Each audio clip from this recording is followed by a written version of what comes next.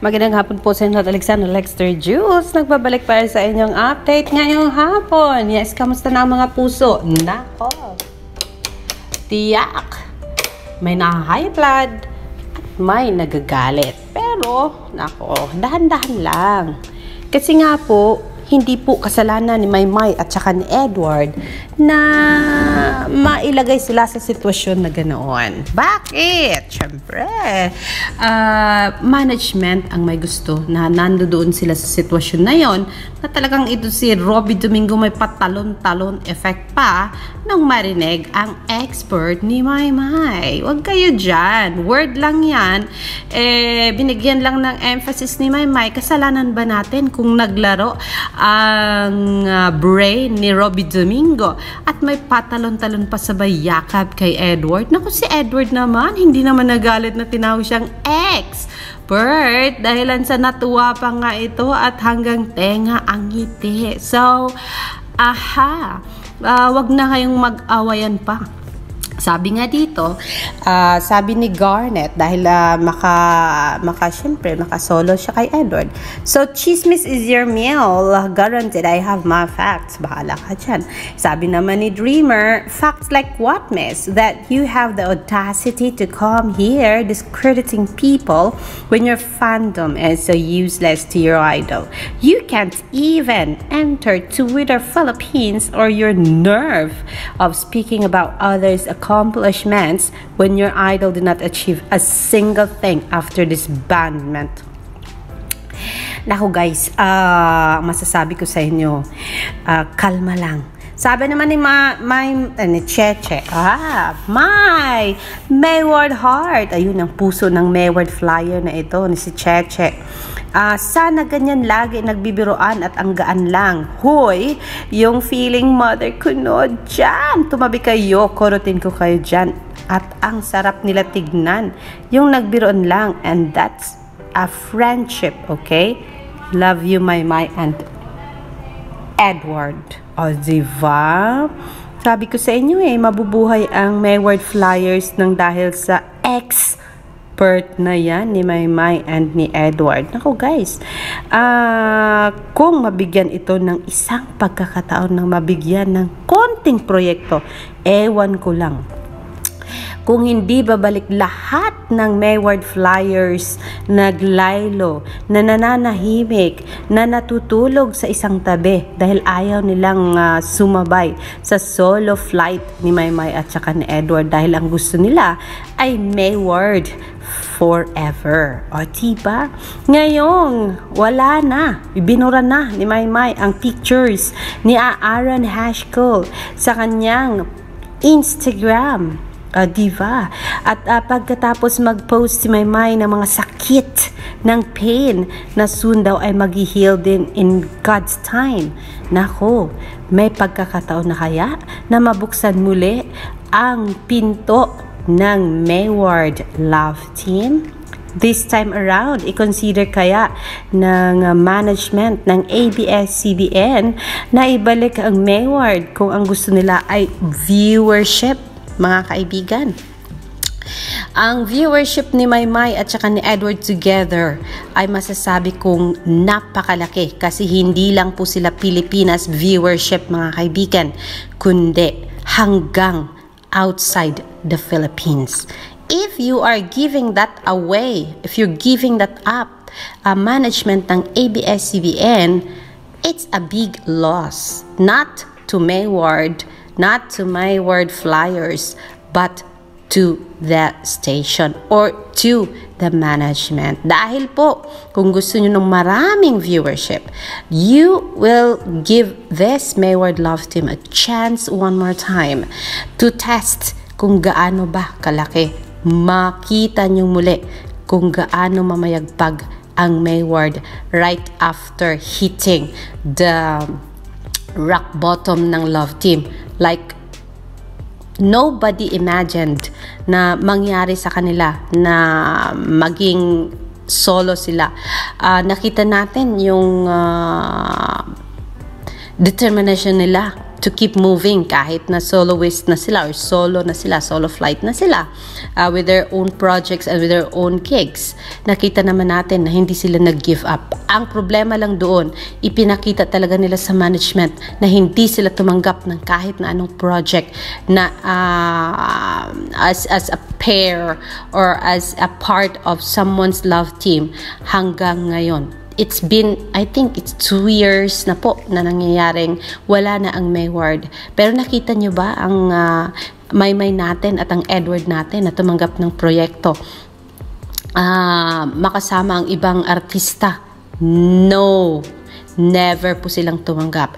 So, sana naman this time ay mabigyan na ng pagkakataon ang Mayward na mabigyan na sila ng konting proyekto, project man or teleserye man na talagang matagal na naming inantay from you management.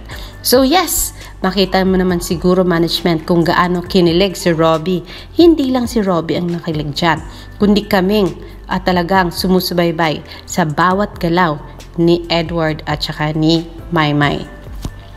Sabihin man natin may mga solo fandom na po sila, but then if you are going to give them another chance in a project together, sigurado ako doon magiging may mga solo pa din, but then some of their hearts will be Mayward Flyers one more time na naman yan. So yes, sana po ay mabigyan tayo ng pagkakataon na mapakinggan ang ating mga wishes for Maymay and Edward, because we want nothing but the best for Maymay and Edward John Popper. So yes mga kaibigan, hanggang sa ngayon ay hindi pa po natapos ang girian ng fandom ni Edward at saka ni Maymay sa Twitter, sa social media, even sa Facebook. But then, yan po ang nagpapatunay na marami pa rin po ang sumusubaybay kay Maymay at kay Edward, na meron pa rin pong mga tao na ayaw bitawan si Maymay at saka si Edward sa kanilang showbiz career, o diba? So yes, kayo na po ang bahalang mag-decide management kung ibibigay nyo ba ang aming tawag dito, hinihingi, o diba? Give Maymay and Edward one more time a chance, and give this fandom a chance na magiging masaya muli. At narinig ko magbabalik daw sa ere ang ABS-CBN. I'm not sure about that, and I heard that or I read some kind of write-up. Ilang araw na bang nakalilipas, pero hindi ko lang po pinatulan. Pero kung totoong mangyaring maibabalik na ang ABS-CBN, nako, kawalan din naman yan ng government mga kaibigan, kasi kung hindi nila ibabalik yung ABS-CBN, hindi sila makakakuha ng tax from ABS-CBN. Kasi pag YouTuber ka, wala ka makukuhang malaking tax, not unless na lang kung idadaan nila sa earnings ang ABS-CBN. But then, mas malaki ang tax na makukuha nila kung, syempre, ibabalik nilang frankisa ng ABS-CBN, mabigyan nila ng pagkakataong muling mag-operate ang ABS-CBN as a free TV. Naku, mas magkakaroon pa ng maraming employment ang maraming tao sa pagbabalik nito, at marami tayong mabigyang mga pamilyang naghihirap ngayon ng pagkain, lalo na yung mga part ng operations ng ABS-CBN. O diba? Sabi nyo nga, nung nagkaroon ng lindol, baha, ulan, bagyo, malaking kawalan talaga ang nawala ang ABS-CBN. Kasi marami ang nangangailangan na mas hindi nabigyan ng pagkakataon na marinig ang kanilang mga panaghoy dahilan sa hindi po sila nagkaroon ng platform para iparinig ito sa management. At maraming hindi natulungan, maraming nahirapan, o diba? So, parang kayo lang din ang nagpapahirap sa taong bayan kung hindi nyo mabigyan muli ng pagkakataon na ibalik ang operations ng ABS-CBN. Parang diba? Parang judge ba ako? lawyer ba ako? Pero baka mamaya ako ang ibabash ninyo. Pero just a one side of the story, I think, na marinig nyo din yan. Pero yes, I am for that, mga kaibigan, na maibalik ang prangkisa ng ABS-CBN and they can work one more time as a free TV, and then maraming tao ang mapapaligayan nila, maraming tao ang masiservisyohan nila dahil ang ABS-CBN po, hindi lang po sila show business, but then they are in the service of the Filipino people. O diba?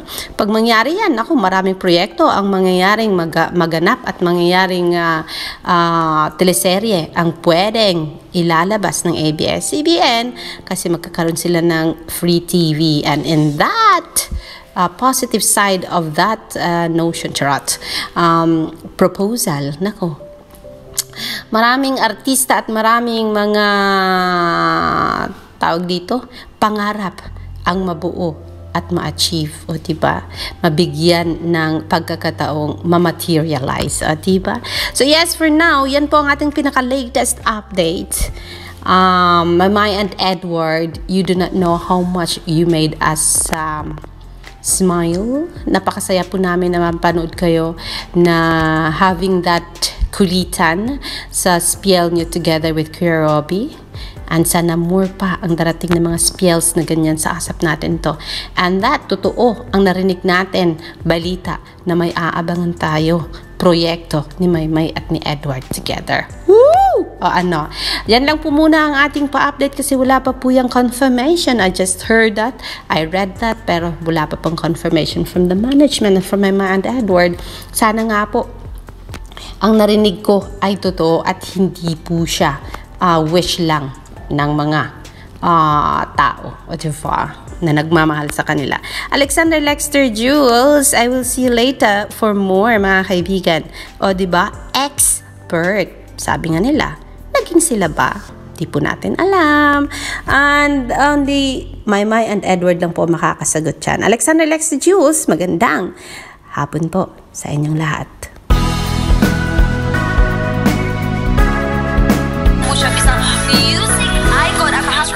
Kinakanta pa rin yung mga kanta niya po talaga. Yes, kaya naman.